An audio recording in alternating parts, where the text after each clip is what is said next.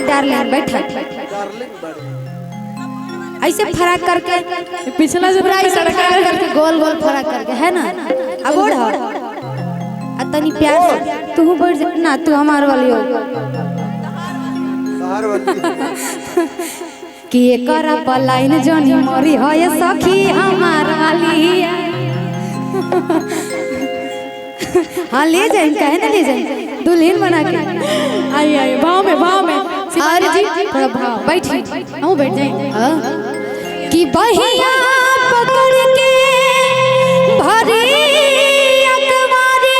क्या बात है चुमेला होठवा गुलाबी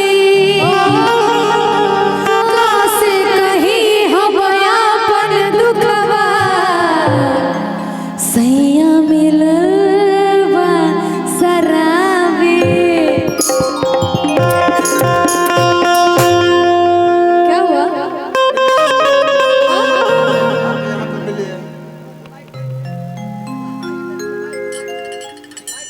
काहे भड़कल पड़े?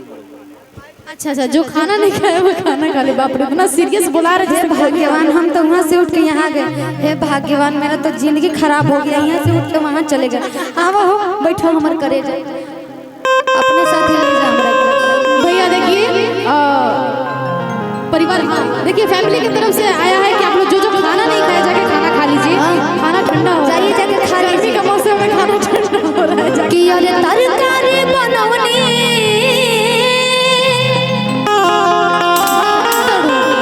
लेकिन हो जा देखी जाके बस हम सबके न्योता देवत रही। अच्छा हाँ मतलब भाव में होता है ना जी, तनी तनी तो भाव में होता है ना, ज्यादा ज्यादा खाइएगा। देखिए वो मेरा गाना लेके तब से परेशान। अच्छा ठीक है जानी अखियां से आई लव यू लिखा नाही प्यार के पानी छिरी आप बतिया का बाटे बतावा हमरा से बोल के।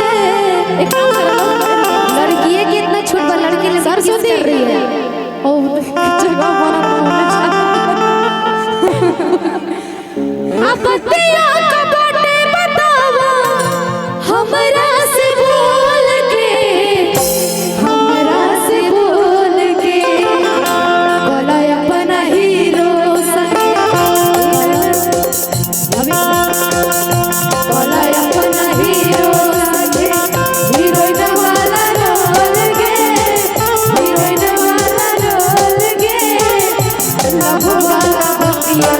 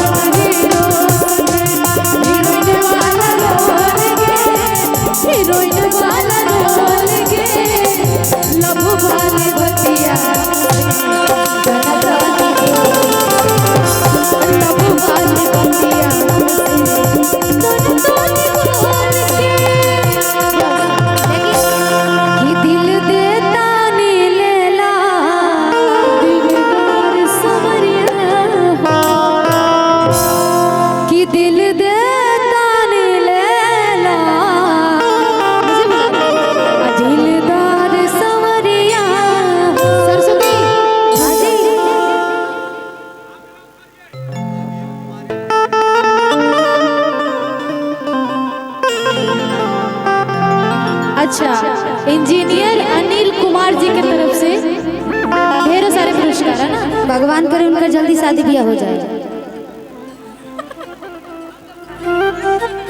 अच्छा हाँ उनका बाल बच्चा के हो जाए। हाँ बोली भैया अरे जी क्या फरमाइश आई है कि योगे सुना यारा